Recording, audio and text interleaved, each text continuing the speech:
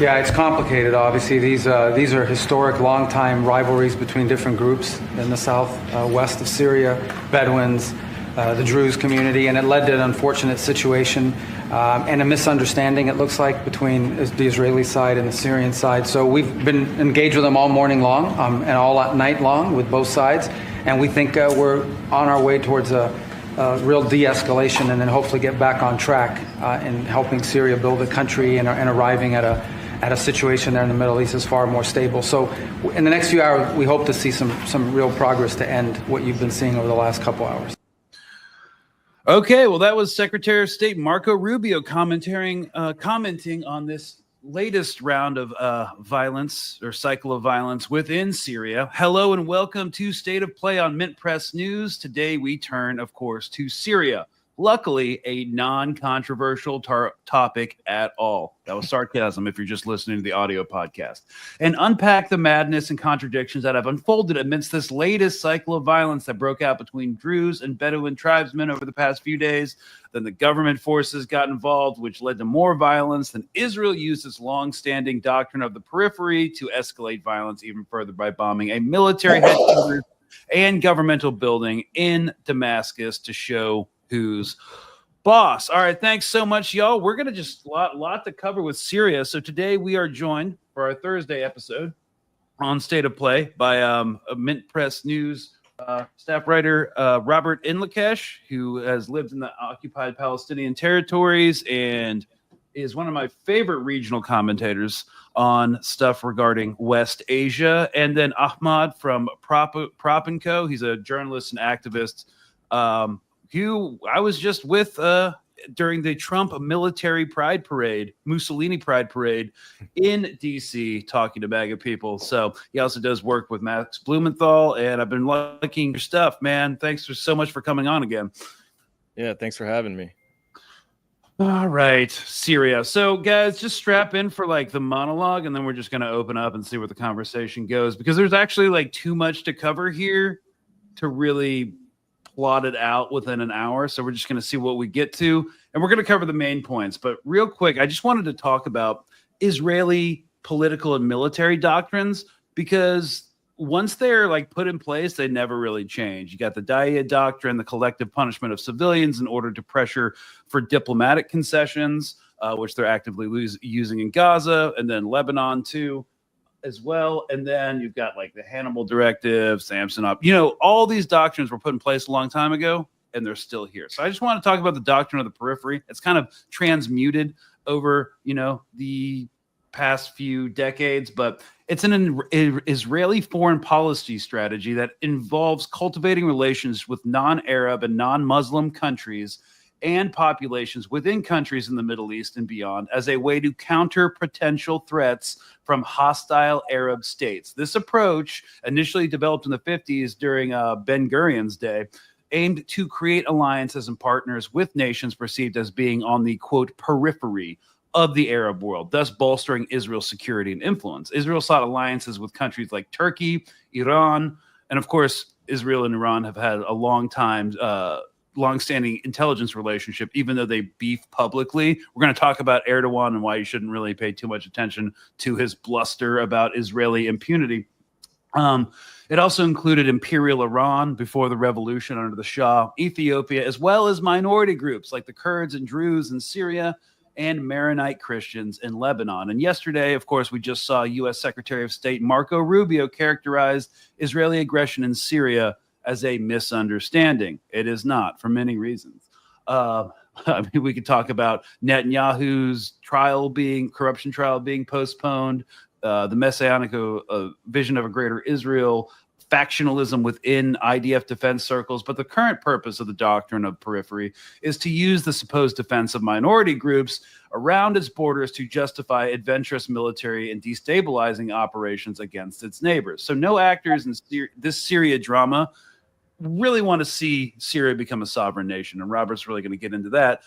Israel continues to dismantle its military infrastructure, obviously with the strikes earlier this week. Qatar and Turkey have cleared its debt with the World Bank so it can take out significant IMF loans, debt traps, and the U.S. has given the green light to those countries to invest $7 billion in Syria's energy grid. It will become a neo-colony or a failed state at this rate. If Syria seems overwhelming and confusing to you, I repeat the following until it all makes sense. It's a bit reductive, but Israel is an extension of the American empire to conduct adventurous wars and destabilizing operations to carve West Asia into vassal states that will allow their people and resources to be exploited by the transnational capitalist class and security elite. And so part of the transnational elite includes, policymakers in Gulf states like Qatar and longtime intelligence collaborator Turkey to the north, who is not even trying to expand its influence, who's not just trying to expand its influence in Syria, but also in Lebanon, eyeing the deep water port in Tripoli. So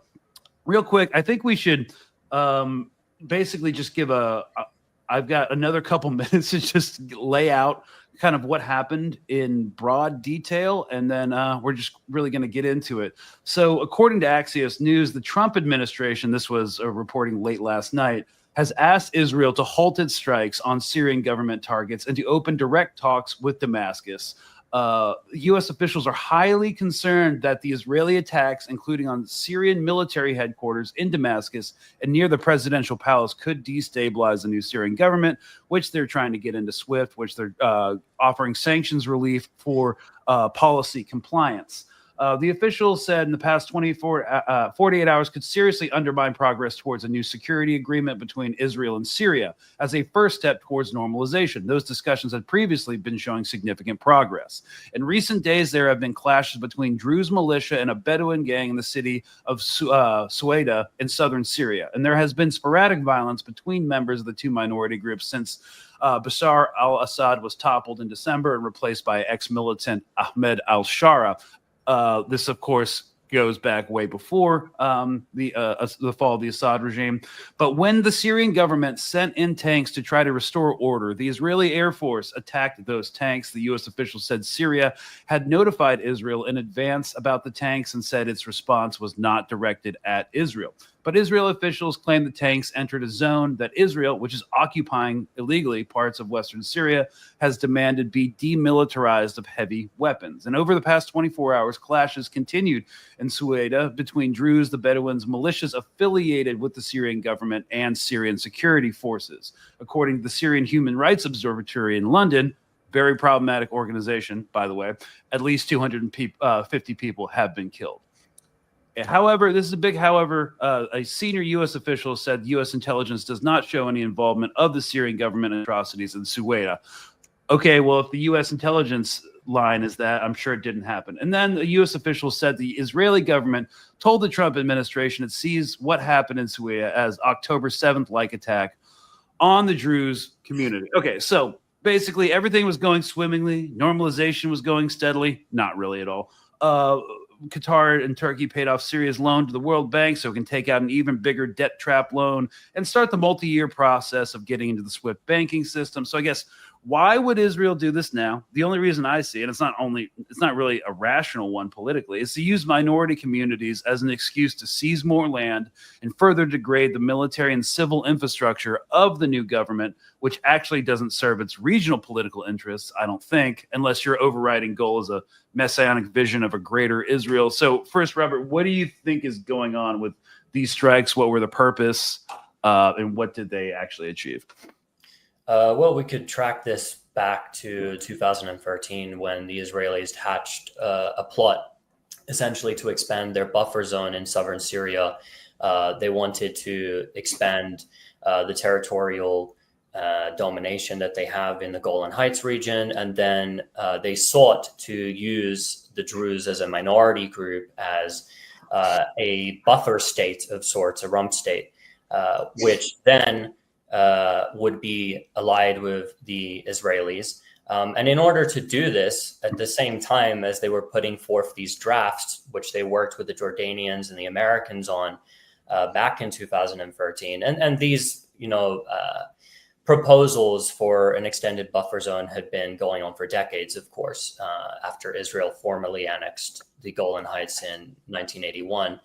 But they also started backing around a dozen armed groups in the south of Syria that were opposition to Bashar al-Assad.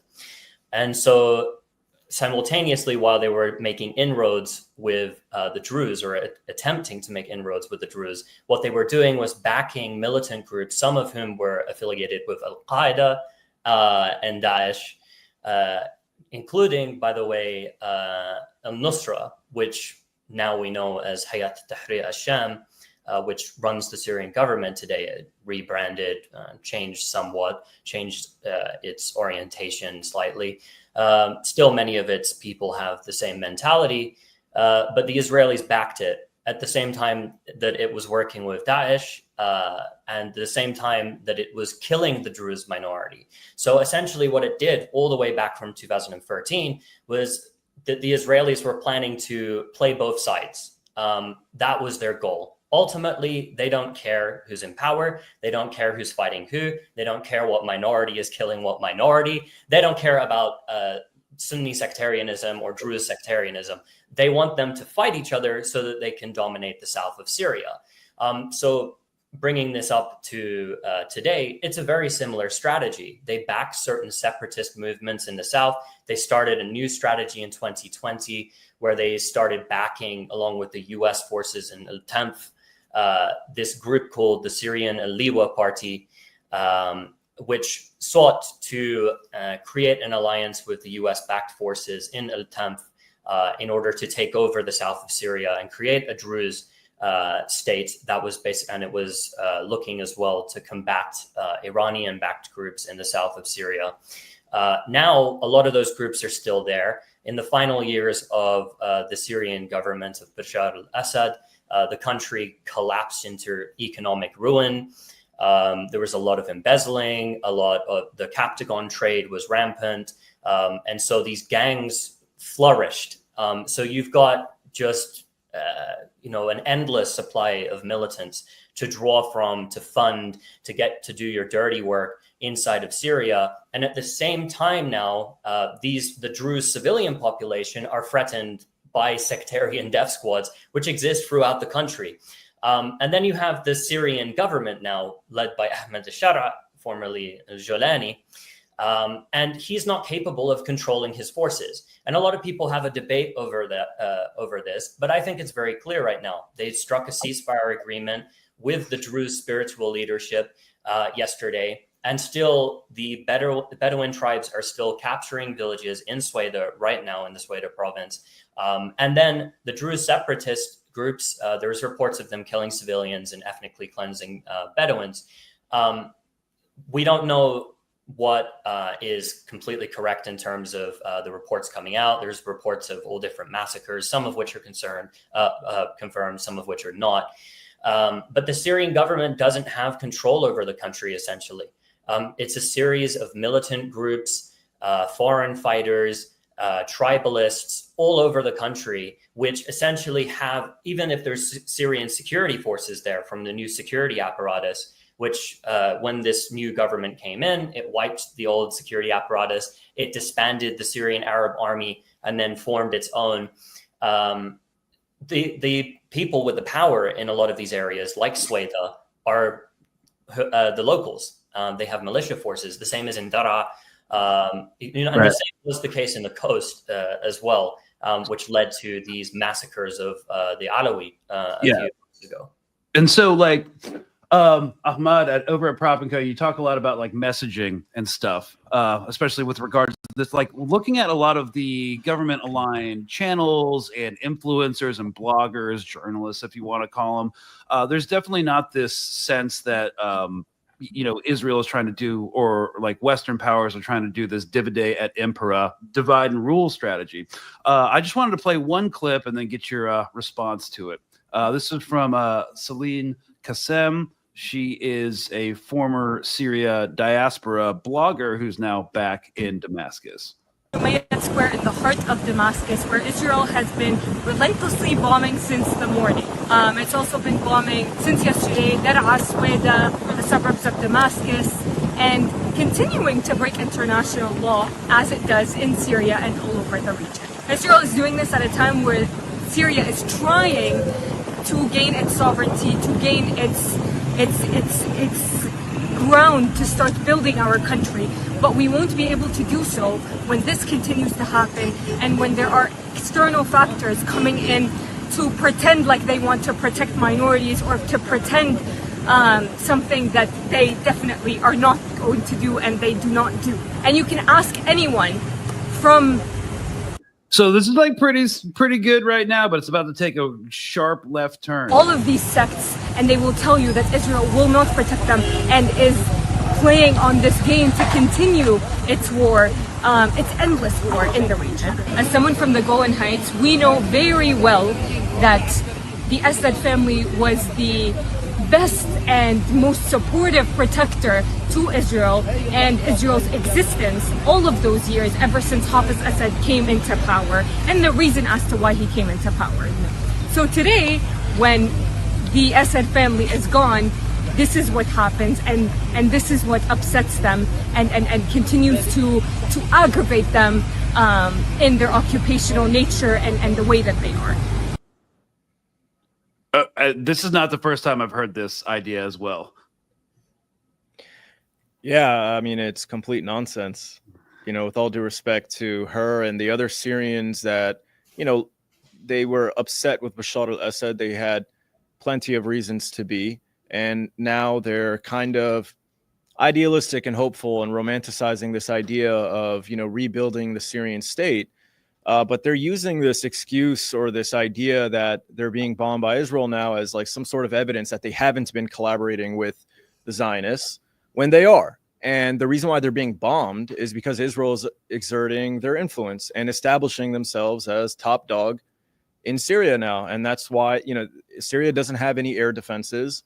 And so Israel can do whatever it pleases. And you always see these false reports where they say Turkey's about to, enforce a no-fly zone, or Turkey has an entire squadron of fighter jets are about to intercept Israeli jets above the skies of Damascus. That's not going to happen.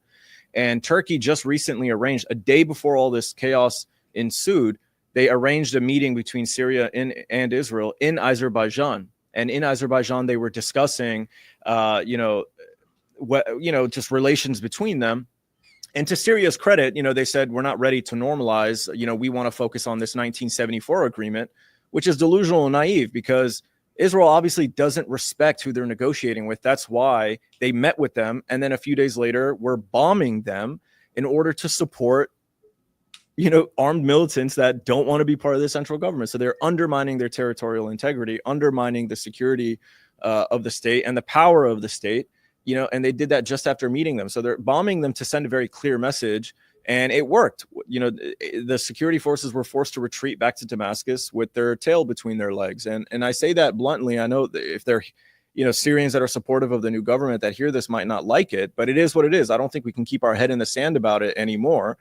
The Syrians are like surprised and enraged because from their perspective, they're like, we've been making concession after concession after concession to the Israelis. This is proof that they're genocidal. It's like, well, you should have known that from the beginning, and you shouldn't have been making these concessions in the first place. You've been arresting Palestinian resistance. You've been allowing genocidal rabbis who support the genocide in Gaza to come to Damascus. You give Eli Cohen's belongings, the worst traitor in Syria's history, an Israeli Mossad agent that deeply penetrated and infiltrated the Syrian government. He's one of the Mossad's most prized spies, and he undermines Syria's interests, and they give his belongings back to the Israelis. They welcome Zionist businessmen like Jonathan Bass to come and negotiate energy deals so that they can profit off of Syria's resources. So they make all these concessions, and then they're surprised when Israel still doesn't respect them. It's because they only respect power and force, and you're not willing to go to war with them.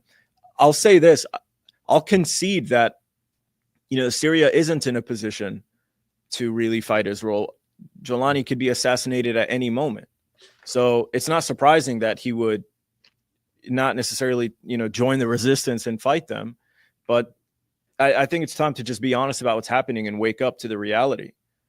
And so those are my thoughts on her comments.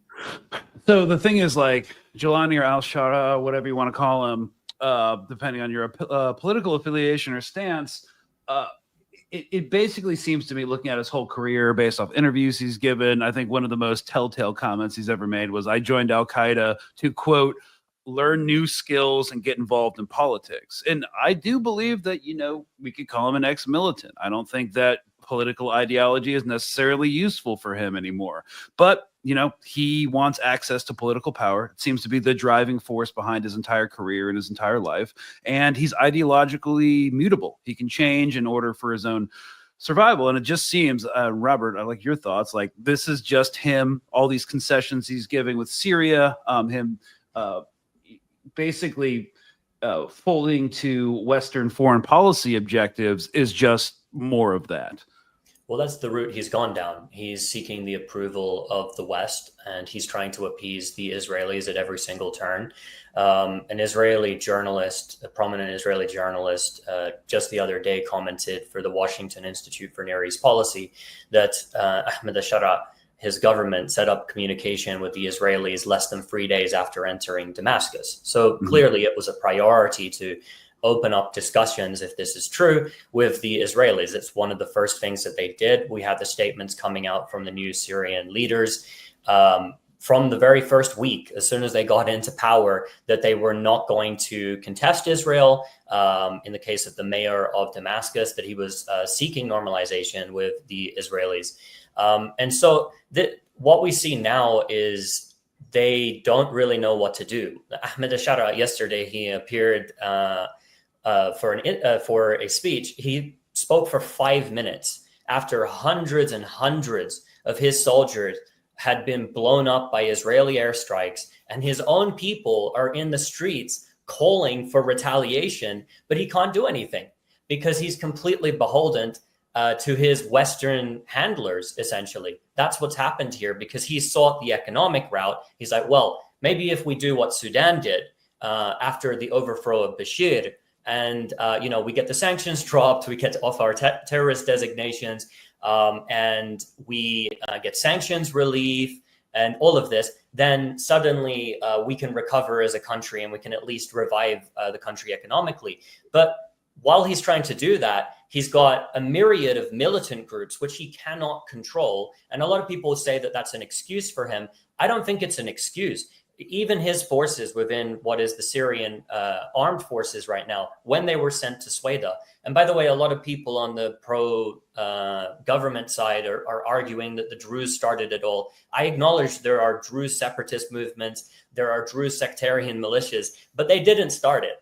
There was a kidnapping on July 11 by Bedouin tribesmen who kidnapped a Druze trader who was traveling to Damascus. Then there was an ambush on a checkpoint, and things basically exploded from there. But also look what happened in that scenario. In Deir ez-Zor, tribal forces in Deir ez-Zor jumped on pickup trucks and hence headed straight for Suwayda, talking about killing the Druze. That was what they were talking about. They're there with their scissors talking about chopping off their mustaches.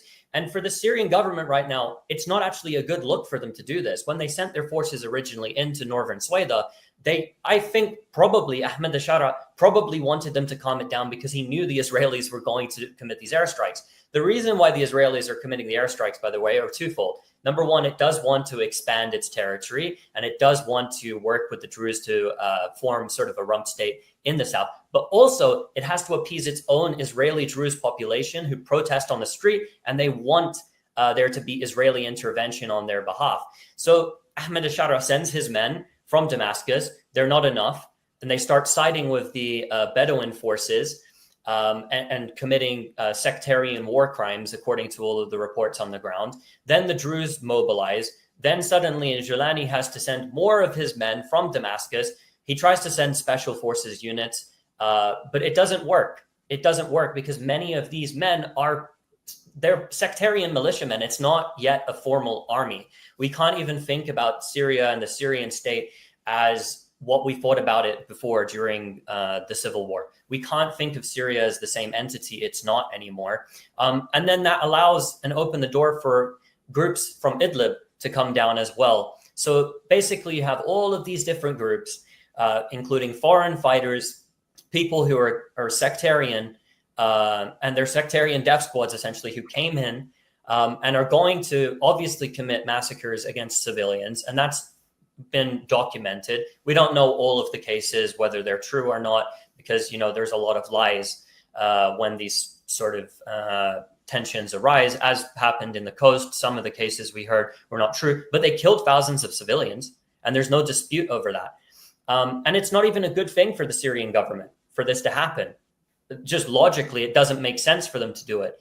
But that's what happens when you've got 30,000 men who were just part of Al-Qaeda-linked groups, who are not properly trained, who are not disciplined, who are extremely ideological, and then you send them into minority areas. So I think what we're seeing here is that they're surprised because they coordinated, according to Axios News, the Syrians coordinated the entrance of tanks into Suwayda, but then Israel bombed them anyway. And all these people are getting up and they're like, oh, well, Israel's bombing, and this proves that somehow, we must be fighting them. Well, they just killed hundreds of your troops and you haven't moved. They've been invading your country for months and months now. They've taken over key water resources, occupied villages, ethnically cleansed villages, and nothing. They bomb Damascus every other week, and there's literally no response, which is the exact same thing these people were accusing Bashar al-Assad of doing, not responding, when for years he didn't respond to Israeli airstrikes throughout Syria. But at least back then, they wouldn't invade. There were red lines. But now they can get away with anything because Israel understands Syria is weak. That was its plan all along, to weaken Syria, to basically do whatever it wants with it. And then you have a government which is incapable of controlling the forces it's aligned with, uniting the country. And now it can't even manage this situation. Even though it had agreements with the Druze, and it has agreements and it works in security coordination with the Israelis. So it's a mess. It's a complete mess. And we're not even getting into what happened with the Kurds and the agreement struck with them and the lack of initiative there on part of the Syrian government to implement that. It's just everywhere you turn in Syria, it's chaos. And then we have the rise of groups like Daesh again, because they are coming back. They are resurging and threatening to come back in a major way. And there's also been a number of plots to assassinate Ahmad at this point too. So I don't even see Syria at this point as a country yet. It's trying to become a country, I guess, but it's not a country. We can't look at it as the Syria we once knew. That's gone. We're back to 1949 when the CIA overthrew the Syrian government, and there was over a decade of chaos, and things really didn't begin to stabilize until the 1960s. That's sort of where we're at right now. And Ahmad, when you monitor discourse about this online, and I know that's the most access we can get to what people are thinking, the accounts they follow and stuff like that. Is there any sort of discussion about how these other countries play into it, Turkey, Qatar, the United States, or is it just solely fixed on Israel? Because that would be very beneficial to U.S. plans within the region if they just only solely focused on Israel, not the other players on the board. Could you clarify your question a little further?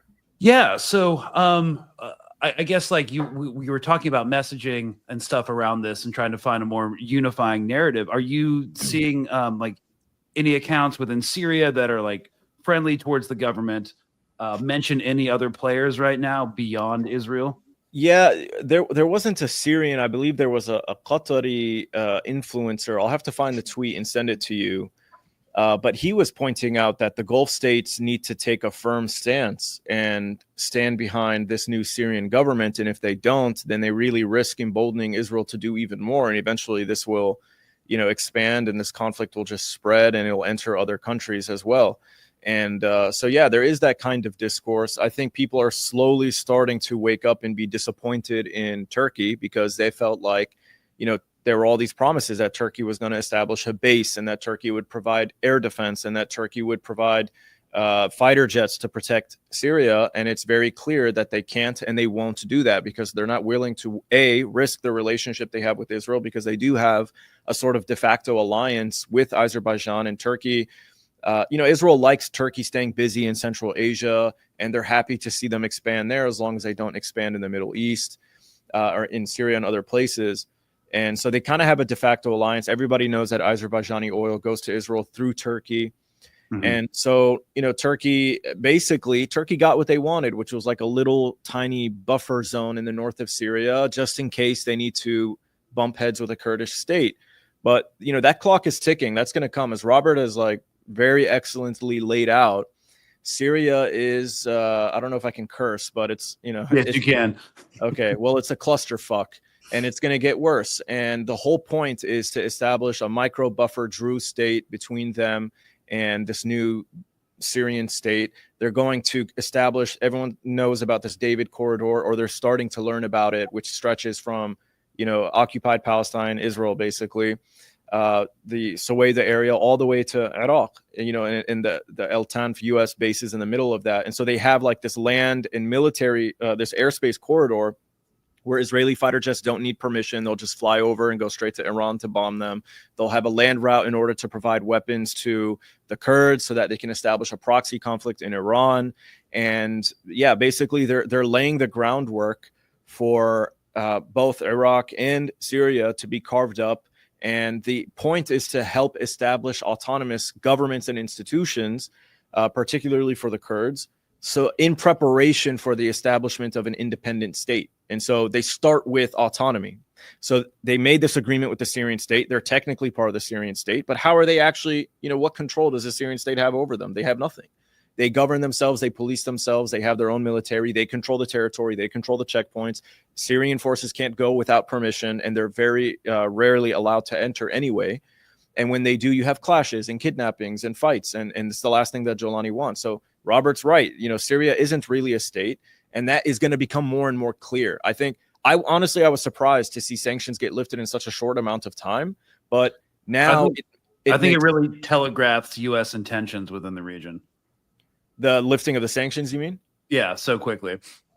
Yeah, well, on top of that, I think it's just they know that they'll lift sanctions, but it'll still be chaos, and there won't be a lot of investment going in there anyway. So the Israelis don't have to worry about all of a sudden they're getting pumped, because there's going to be so much instability that, who's going to want to invest in Syria right now? It's going to be decades before you can have any serious investment. I mean, Iraq is a shit show, and it's been a shit show for over 2 decades now, and it's going to continue to be a shit show. There are very slow moving projects, and you're not even talking about whether all the different groups in Syria agree, right? Like if you want to establish oil infrastructure in Syria, everyone wants a piece of the pie. They argue over that. They fight over that. There's corruption. There's delays. There's payoffs. There's bribes. That's it. Syria is a defunct state. That's what they always wanted.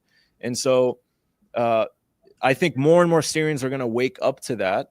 I was speaking to Dr. Fouad Izzadi from Iran today, from Tehran University, and he said that Iran, basically their position is to wait it out, and that they think at some point there will naturally be local Syrian resistance forces that take up resistance themselves, because they'll realize the Syrian government is incapable and unwilling.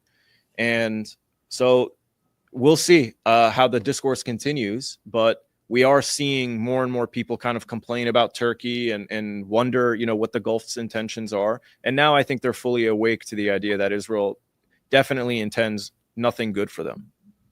And I wanted to remark once on foreign intervention in terms of their natural resources. There's not even enough stability within Syria to actually start the real time exploitation process. I'm just going to bring this article up from earlier this month. Here we go. Sorry, putting it on screen. This is from Reuters from June 2nd. For Syria, Qatar's $7 billion, and also Turkey's involved in this, and the U.S. is in some sort of energy consortium in Syria. $7 billion power plan hinges on fixing its grid. And Damascus, June 2nd, Reuters, Qatar's pledged to help war-torn Syria rebuild, but its $7 billion plans for new power plants will mean little unless Damascus can stop armed gangs from looting power cables faster than the cash-strapped government can fix them. The deal announcement last week by an international consortium led by Qatar's UCC Holdings promises to massively expand Syria's generation capacity, and it marks Syria's biggest foreign investment announcement since President Donald Trump unexpectedly announced the lifting of U.S. sanctions on Damascus last month. So, it's not even stable enough to get these projects going. No, and I think as well that's part of the reason why they lifted the sanctions so quickly, because there is a threat to the current government's rule. I think people are not happy with the way that things are going in general. All the people I speak to in Syria are, even some of the people that were very positive at the start, and they were cautious, of course, but they believe that things could go in a more positive direction. They're saying that, for instance, if you go to some villages surrounding Homs and Hama, there's people that used to go to the masjid, to the mosque, to pray their 5 prayers. Each of the 5 prayers they prayed every single day in the masjid. They go only to the Jummah prayer, which is on a Friday. Now, they don't bother going for the other prayers because the people that have been put inside their mosques are extremists who are wanting to preach a way of life that is not congruent with Syrians and the Syrian way of understanding Islam and Syrian society. Oh, wait, were these the government appointed imams that they were sending out? Yeah, they had them, and then they have others as well. Like, you will have these people that, for instance, just go into the streets with loudspeakers, and they call it dawah, and they're going off at Christians, and they're going off at other Sunni Muslims and telling them how to dress and how to, practice their faith and everything. And people don't want these Salafists in the street telling them what to do, especially from other countries. They've never seen these people before, especially if you go to cities like Damascus, where they're not like super conservative religious people in many areas in Damascus. So the way that they've been forced to live now, and the new rule that's come, of course, they're not just, it's not like Afghanistan there. That would be an incorrect portrayal, but there's frequent kidnappings. People are getting shot dead in the streets frequently, all the time. People disappear. People's wives are stolen and trafficked off to Idlib. And there's confirmed stories of these. You get many different horror stories, and it's hard to decipher through them. But once you get so many of them from so many different sources, and as well friends telling you about them too, I don't think all of these are lies. There's just so much that is constantly coming through every single day, whether it's sources or I see it through media sources. It's insanity what's going on, and there's no stable situation for the people there. And I think that, combined with the fact that, there's a lot of people that brag about the value of the Syrian currency. Well, the Syrian currency is getting better, and there's some investments coming in. People don't care when they don't have jobs anymore, because before, they laid off loads of government employees when this new government came in. So before, people would get a salary and it would buy them nothing, and now they have no salary. So it doesn't matter what the value of the Syrian currency is. At the end of the day, you still can't live properly. Oh, well, there's some more electricity, but that's not enough for the people, especially with all of the sectarian tensions that are going on as well. That's another thing that pressures people. So they're working, the Americans especially coming there, they're working to try and recover the economy somewhat, which they won't be able to do overnight. And we saw how that played out in Sudan. There's a model that just happened a few years ago where we see exactly what happens when you have all of these different groups opposing each other and a power struggle that's ongoing inside of your country. And amidst that, you go full swing to the West. You want to get your IMF loans. You want to get your sanctions lifted and off of these terrorist lists and everything. You go and you seek normalization with the Israelis, and you get on board with their so-called Abraham Accords. And then suddenly you're exactly where you began. The Israelis are trying to plunge your country into civil war. In the case of Sudan, they backed both sides at the start. Now the government is sort of allied itself with Iran in Sudan, but they backed both the army and the rapid support forces in Sudan. The Israelis backed both sides. One side was backed by the Mossad, the other side backed by the Israeli Foreign Ministry. And the same thing is in Syria here. They have communication with the Syrian government. They're allied with the Syrian government on some security coordination issues. They're trying to draft some sort of an agreement with them. But at the same time, simultaneously, they're backing separatist militia groups that will go and take them out and kill their own forces. And then you have the people who are living in, and I don't blame them. I don't blame them, because if you're a Syrian and you accept what has happened to your country, like many people I now know, many Syrians, they're devastated. They're absolutely devastated on both sides, whether they were supporters before of keeping Bashar al-Assad in power, or they were supporters of the opposition. Both of them, when they come to this realization, they become devastated because they realize what has happened to their country. They realize how their country has fallen apart. And they realize that that vision that they had, that revolutionary vision that they had, is gone. Those principles that Syria used to stand for, like standing behind the Palestinian cause, for instance, like wanting to fight to retake its territory in the Jolan, that's gone. It's gone now, at least for now. There is a possibility, and I will note this, and this is something I think that people should know from history. In southern Lebanon, when the Israelis invaded in 1982, some of the Shia population, and this is really hard for people to imagine now, some of the Shia population came and threw rice at their feet.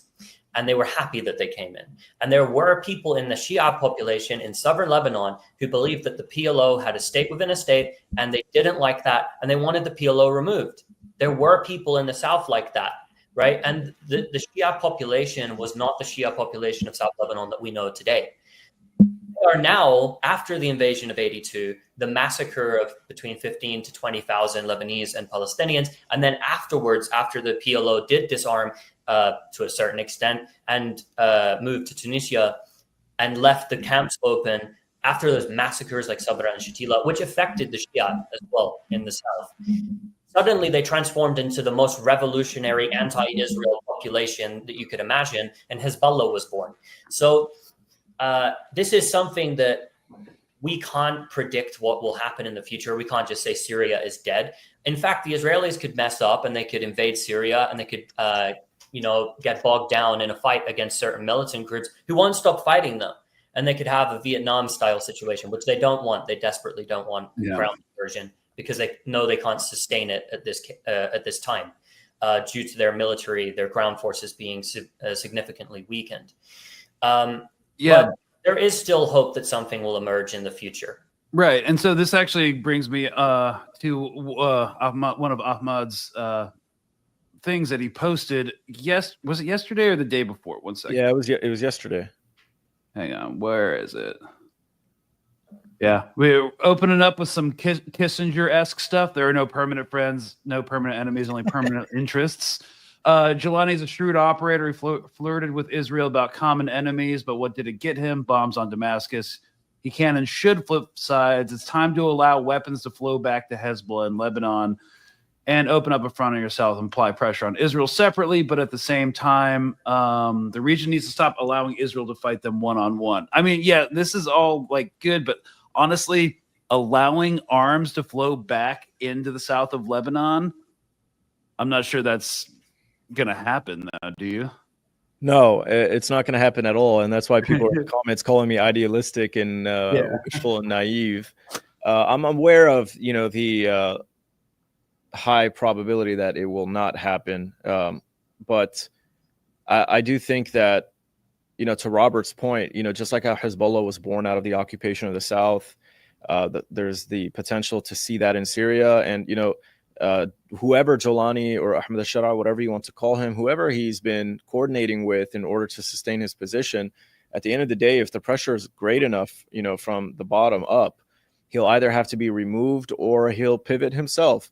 And, I think if I am going to continue to be idealistic and wishful, I'm going to just say that my hope is that the region can understand that their security, they depend on each other for security, and they need to stop undermining one another and start supporting and uplifting one another and presenting a true front against the state of Israel and resisting them. And if they don't want to do so militarily, that's fine, but they can do so economically, politically, diplomatically. We haven't seen that in the region at all. We haven't seen it from Jordan. They've allowed food, goods, supplies. While Israel starves Gaza, Jordan feeds Israel. While Gaza has no power and electricity, Turkey fuels Israel. While the Houthis blockade the Red Sea in order to put pressure on Israel, Saudi and the UAE allowed trade routes, all the way up through Jordan to keep feeding and supplying Israel. So we haven't really seen an attempt to try and stop Israel from not only carrying out their genocide, but expanding their violence all across the region. So my idealistic and naive hope is that the region will come together, including Iran, because Iran has demonstrated that, you know, their interests are strictly in confronting Israel's aggression. And that was the whole point for their involvement in Syria. The whole point was to, you know, people want to make it about Shia conquest of Sunni lands. You know, I don't want to suggest that there aren't sectarian extremists and things of that nature, but, you know, this was strictly geopolitical. So my hope is that the realignment in the region will see all of these nations align their geopolitical interests with one another. So there is no need to engage in proxy conflict in order to one-up each other and gain influence over each other in order to feel more safe and secure. And I'm hoping that in Syria, after 14 years of conflict and the Syrian population increasingly being, having animosity and hatred of Iran, that they begin to see one another as needing each other in order to fight off the real cancer in the region, which is the state of Israel. And I think there's an opportunity for that. And I think, you know, whether people want to believe in that or not doesn't matter. If it really is in everyone's interest, and I think it'll force itself naturally. And so we might see that in the coming years. I don't know how or when that'll play out, but that's my hope. Yeah, you know, I do think there's some comfort in the fact that no matter how you cut it, U.S. global dominance and power projection it's irrevocably on the decline. You know, the war with Iran, the 12-day war with Iran, you know, was a PR success if you're like in MAGA world, or you're like a war hawk in DC, like at the Saban Institute or something like that. But anyone who's serious about this knows that it did not go well. That was only the first cycle of violence that we'll see. They're trying to ramp up and figure out what the next manifestation to armed conflict and confrontation with Iran will be. But this actually kind of brings in Lebanon. And at the last segment, I think we need to address what's happening there, because we're seeing a lot of the same dynamics. We're seeing the U.S. and Israel come in to try to pressure the President Aoun and the Lebanese government to demilitarize Hezbollah. You're also seeing Turkey in the north trying to back to control over critical infrastructure. There's a airstrip up there, and there's the deep water port of Tripoli, and also like Saudi is involved as well in an influence battle at the ballot box within the Lebanese government.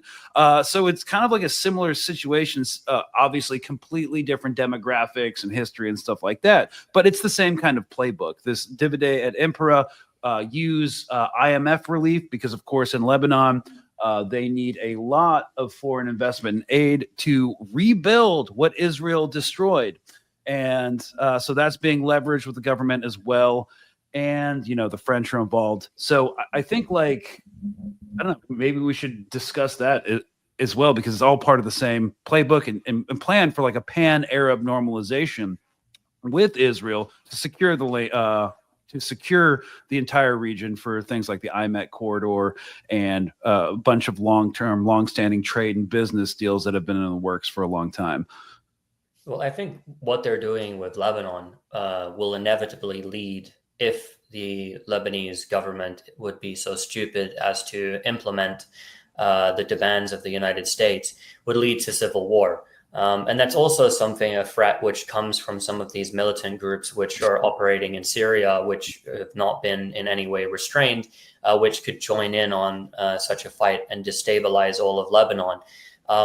I believe that at this stage, I don't think the Syrian forces are capable of taking over Lebanon or something like this. I just don't think they're powerful enough. I mean, there's some reports saying up to 2,000 of them were just killed in Suwayda. I don't know if that's correct exactly, but between 700 to 2,000 of them were just killed. So I don't exactly think that they could take on Lebanon, but they could cause a problem. And definitely if they had some cells inside of Lebanon, they could cause a lot of instability. And there are, of course, Jaja's men of the Lebanese forces, which could also pose some kind of threat. And Hezbollah at this time, it's very clear that it has to launch some sort of armed action in the future in order to restore its prestige and again to liberate the south of the country, at least to stop the airstrikes and the frequent Israeli incursions into their territory, which they've not been able to do. They've left this all to the Lebanese army, and the Lebanese army, as everybody knows, will never fire a single bullet in the direction of the Israelis. It's sort of similar to how the Syrian military now would never fire a bullet towards the Israelis. It's only the resistance that will do that. In the case of Syria, the resistance, if it tries to rise, it's cracked down upon. But Hezbollah is still very strong. It's lost a portion of its arsenal. It's lost its senior leadership. Supply lines.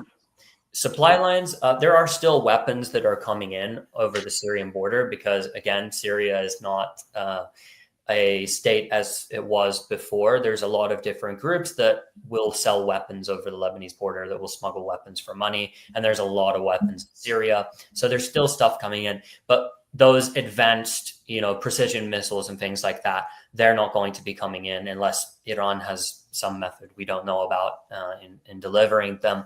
But Hezbollah still has a force of around 100,000 fighters.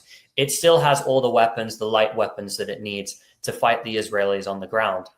And so, in my opinion, Hezbollah doesn't actually need these precision, these long-range or medium-range precision missiles. I think that was there as a deterrent in the past. I think that those weapons were there as a deterrent, and they believed, and this was sort of the model that Sayyid Hassan Nasrallah had set up, they believed that there was a level of deterrence against the Israelis.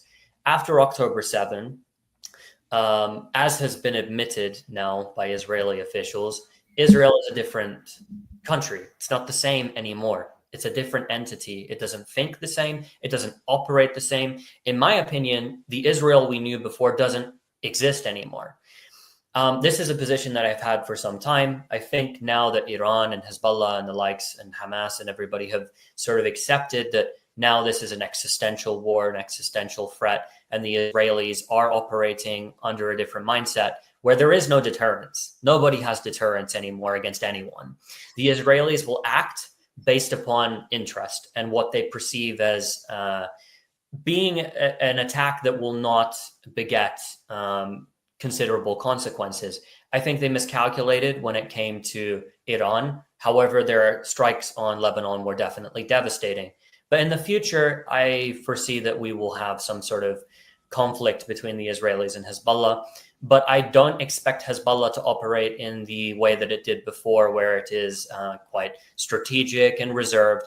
I think what you're seeing brew, especially in the South Lebanese population, is a desire for a different kind of war, a different kind of attack, a different kind of offensive, which will not, in my opinion, need these precision weapons. It will need light weapons for it to happen. But it just depends upon that situation in southern Lebanon and what is the perfect circumstance for Hezbollah to act. Right now, it's not within their interest to open up the war once again when they don't have a goal. They don't know what they're doing. They're just fighting for the sake of defense. If that's the case, you can keep fighting the Israelis. They can't win on the ground, but you are not going to achieve anything. So I think we're going in that direction. Meanwhile, the Israelis are attempting, and the U.S. is attempting to stir chaos inside of Lebanon because they would love a situation where Lebanon looks exactly like Syria. That's their dream scenario, and they are working towards it.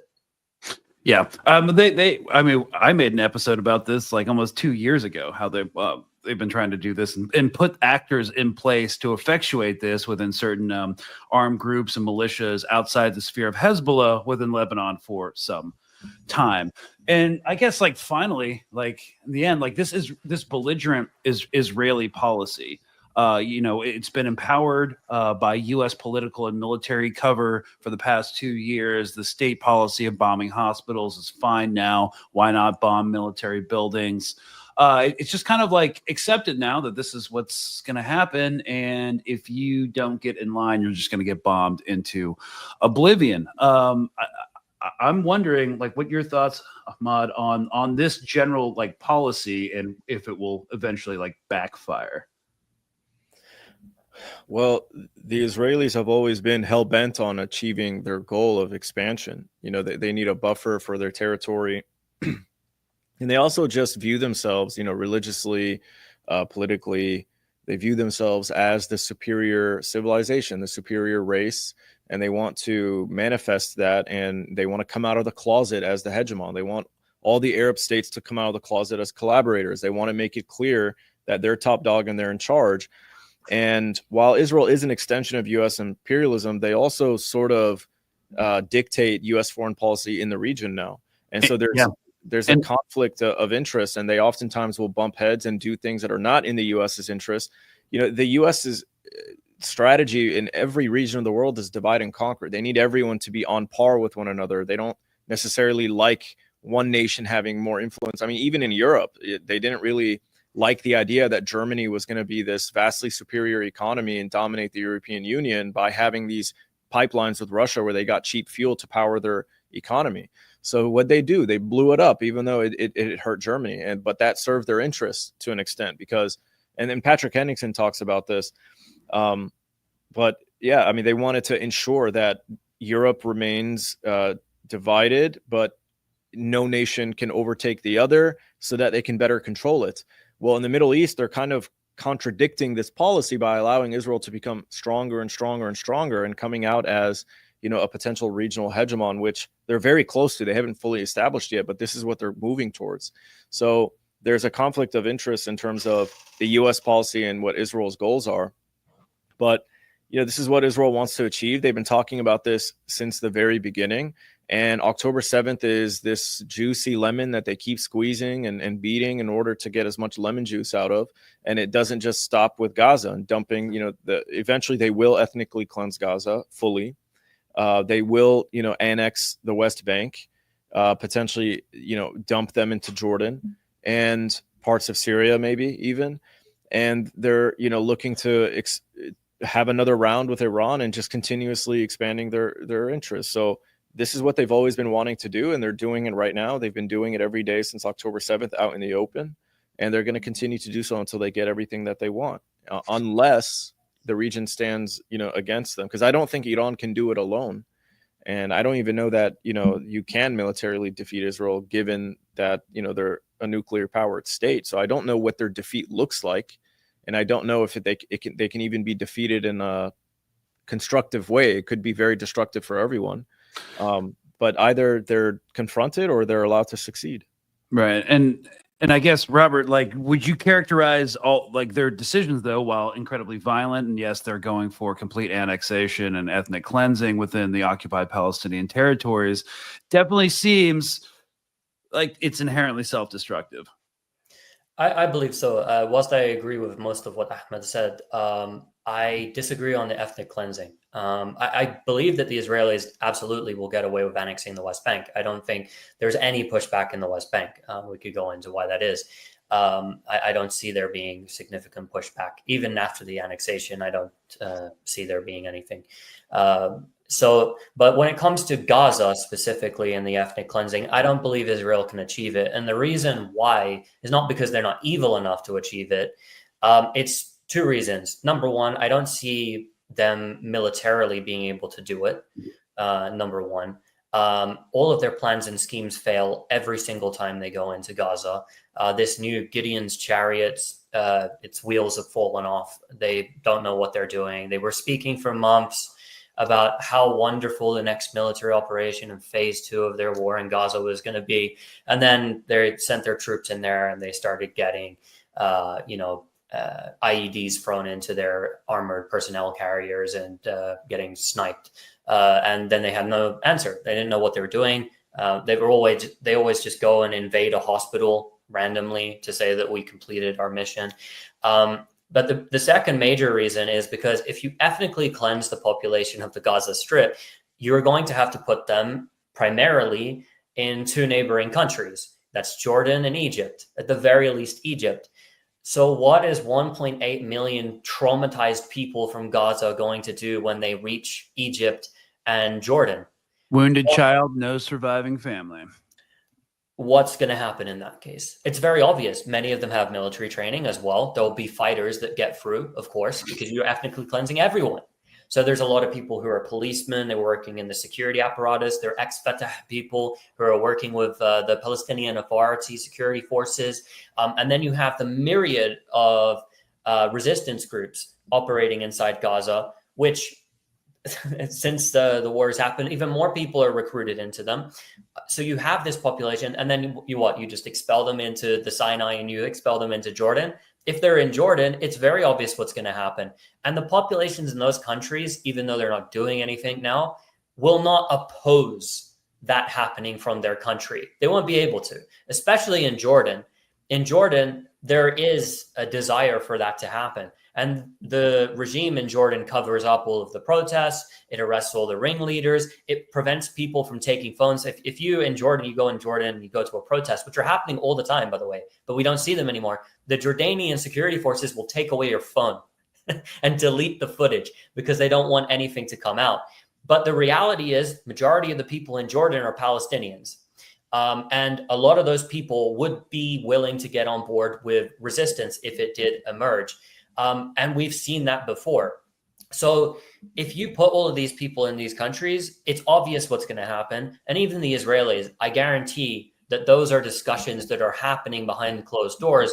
If we do this, then not only is this going to be chaos and it's going to be very costly when we try and do it, because there is always as well the possibility that Hamas and the Palestinian groups, if they see that this is going to happen, will launch a massive offensive and just not care and just go all in, because at that point, why not?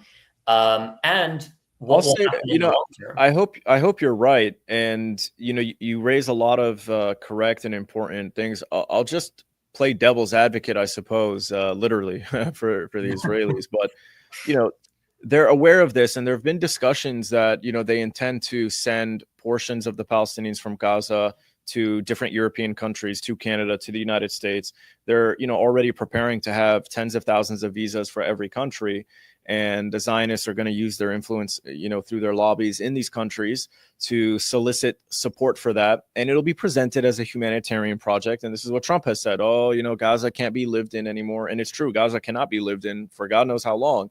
And little by little, they chip away at what's left of the infrastructure, which is already, very little, and it's nothing. And they're destroying more and more water wells. They're trying to make it completely unlivable so that surrounding nations have no choice but to, at least take some Palestinians. And the Egyptians have created, by destroying Rafah, touching Gaza, they've created like another corridor. They've created another Gaza, the size of Gaza. And it's a concentration camp. There are walls there as well. And part of that is to establish a buffer zone. The other part of that as well, and if you look at those pictures now, there are already Palestinian refugees living like in tents in those areas. Their plan is to prepare for the inevitable I don't want to say inevitable, but for the possibility that Palestinians from Gaza are ethnically cleansed into there. And so they're preparing, a larger concentration camp. They're preparing for the security. And this is the whole point of the Gaza Humanitarian Foundation, to starve the population, force them further and further south. And we see, like, you think, well, Palestinians, maybe they'll never go south. But then every single day they risk their lives, despite knowing that they could and probably will die. But they still go because you need food at the end of the day. And there are a lot of Palestinians who, when I went to Egypt, I went on a charity project and I filmed for a nonprofit there, speaking to Palestinians from Gaza who are in Egypt. And they say that, one, they're not happy about the situation. And I'm not trying to make people pessimistic and negative, but, they don't want to go through this anymore. So there are a lot of Palestinians willing to resist and fight and die. And there are many of them that are just, they're done. They don't want to live like this anymore. And they can't be blamed for that. So it's all unfortunate. I hope you're right that it can't be done. But I think they're thinning the population through murder and starvation anyway. And I think their intention is to continue doing that and then open the floodgates and offer visas. And if you're a Palestinian who's been suffering for 2 years under genocide and you can go to Canada, and you have friends and cousins there, you'll go. So that's their plan. And I think that, there's the potential that we see that in the coming year. Well, a portion, just to jump in there, because I have extended family, both in Gaza and in Egypt, who left earlier on during the war. Those in Egypt, they say that they want to go back to Gaza because the situation there sucks. Like you said, like it's just untenable. Their life sucks. There's nothing there for them. But that situation where there is a sense of hopelessness amongst the population doesn't necessarily translate into a mass migration to Canada or France or wherever else of 1.8 million people. The majority of those people, number one, it's funds. If they have family elsewhere and stuff like this, for instance, they can go. There's already hundreds of thousands of people who have left. So there are people that want to leave. There's hundreds of thousands of more people in Gaza who, when polled, say, yeah, like this is the sentiment, like of a large portion of the population. We would go somewhere if we could. However, to get them all to move to European countries so far away and to facilitate this, I don't think it's realistic. And the Israelis as well, in terms of doing that, they had the perfect opportunity to do this earlier on in the war, but they didn't do it. And they haven't been able to get away with it the entire time. And they're also not coordinated enough because their armed forces don't listen to them, listen to their own orders. They just go in and shoot and kill and bomb whoever they want, whenever they want, when they're in front of them. That's why, for instance, this Gaza Humanitarian Foundation, when people go and get the aid, that's not like the Israelis getting an order to shoot. It's like, yeah, go ahead, do what you want. Like, go ahead. And they do. And they shoot people in the head and they get a buzz out of it, and they use their drones to gun them down too. And they're not professional enough to actually pull that off, in my opinion. Because every time they try, they end up like, they're like, go here, and then they bomb them there. So I don't think that they are going to do that. I think that it would destabilize Egypt because it's not just sort of like, okay, we get these Palestinians who are living, in chunks, like 20,000 today, 50,000 tomorrow, where we put them all on planes, take them for the Egyptian border, take them all on planes in a very orderly fashion to Europe and to North America. You would have to physically, because Egypt opposes the ethnic cleansing, and for a very good reason, you would have to physically force them over. So that's one step.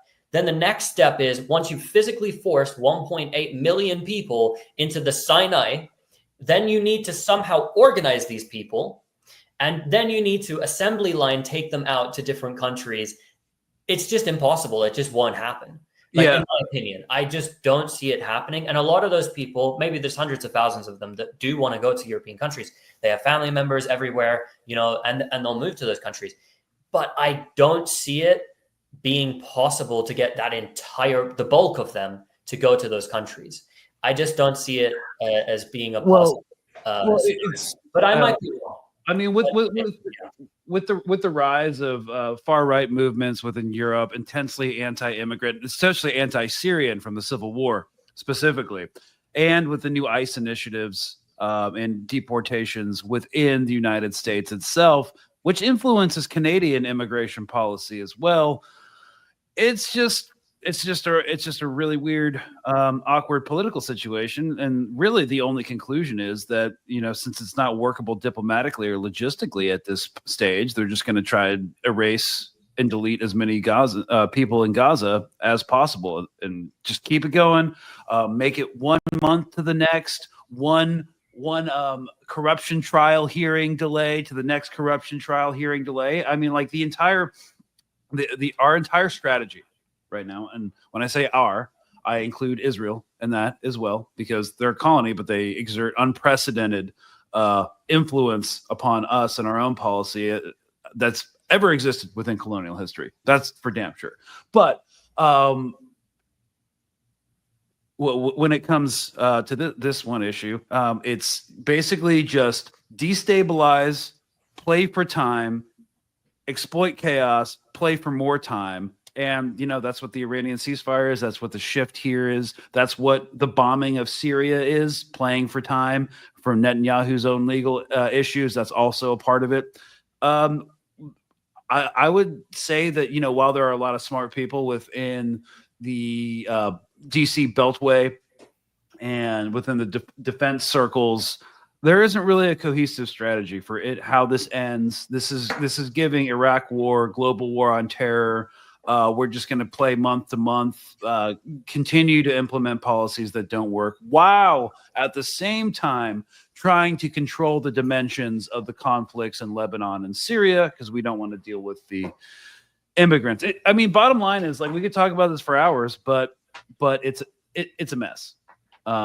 It's an absolute mess. And I just wanted to see, like, in terms of like messaging going forward, how to approach people. Like in Syria, we know that, or in the diaspora, that there was a lot of fragmenting over the Palestine movement. And as we end here, because we're out of time, I think Ahmad wanted, you've been trying to like give an olive branch or try to bring more people together that were divided over the fall of the Assad regime. Yeah, and I don't know how to do that. I haven't been having a lot of success. I get mocked for it all the time. Yeah. But I think, like any situation in which you're trying to bring two very upset opposites towards one another, you just have to be empathetic, and you have to be willing to understand each other's perspectives. And so I think a lot of Syrians don't like being lectured to or told that you are either Zionists willingly, or you've been duped into fighting for your quote unquote freedom. Now look how free you are. Even though that might be true, right? So it's about, I think what's most important is the interests. If they're aligned, naturally people will be forced to come together again. And we see that when, even though the Axis, those who support the Axis are like, hey, look, we told you so, when Israel bombs them, at the same time, they still condemn it. And both Iran and Hezbollah put out a statement saying, we support the territorial integrity of Syria. That doesn't mean they support Jolani. That doesn't mean that they're happy this is taking place. But, they still understand that Israeli aggression needs to be stopped, right? And so I think that's naturally stronger than trying to make any kind of argument. But I think we just have to empathize and understand each other's perspectives. Why was Iran and Hezbollah interested in what they were doing in Syria? Why didn't they view the revolution as legitimate? I think it's time for Syrians to start asking themselves that question, and vice versa. I think it's time for people who support the Axis and those who were against the revolution and understood what the CIA was up to and all these different things. I think it's time for them to also ask themselves, well, why would Syrians be so opposed to Bashar al-Assad? What was life like for them? Can I understand their perspective or not? And if you can understand each other's perspectives and empathize one another, then you can improve your language and create more dialogue and discussion and understanding. And I don't know if that will work in the end, but that's all that I can imagine. And I think that's, kind of what I try to do, even though people might look at my tweets and say, hey, you're being a bit abrasive, but I do it, I try to be empathetic, and sometimes I have to be abrasive, but it isn't working. But I hope that it can, and I'm going to continue to try. Yeah, agitate, educate, organize. It's not as big of a golden window of opportunity, but this bombing of Damascus, this new fresh bombing of Damascus, hopefully can provide like a sort of like window of outreach that we're seeing in America now with the disenfranchised MAGA voters over the Epstein files. It's like, yeah, we can all get behind the fact that this is wrong. So maybe we can talk about it. I don't know. But have you seen the Dave Chappelle meme? It's like a GIF meme, but it's from his early skits. I think when he's dressed up as, is it Charlie Murphy? But he's doing the come here, like, welcome. Yeah, I'll send it to you. Yeah. But, that's from the Chappelle. That's when he did Rick James. Yeah. I think when he was dressed up as Charlie Murphy, there's this GIF where he's like, welcoming people. Yeah, come on in. Like, obviously, the same people that are determining bad domestic policy within the United States are the same one trying to carve up the Middle East and push for an Abraham Accords 2.0. So anyways, guys, we are super out of time. I appreciate you staying on an extra like almost 15 minutes to get into this. So Syria, man, it's going to eventually calm down, or at least in terms of international headlines for a couple months, and then probably kick off again with something new. That's kind of the cycle we've been seeing. since last December. So thanks so much, Ahmad from Propaganda and Company, and Robert Inkalesh here at MintPress News. Thanks, y'all. And hey, we are doing 2 shows a week. Monday's just me, where I do the whole breakdown of all the horrendous news that you missed over the weekend. And then we do the Thursday discussion episode. So hopefully you guys like, share, and subscribe and become regular viewers of that. This has been State of Play on MintPress News. Have a great weekend. Get out into your community. Try to do something social. And life does go on. We'll be here Monday to tell you every horrible thing that you missed. See y'all next week. Yeah, thanks for having me, man. And Robert, it was a pleasure meeting you. Same.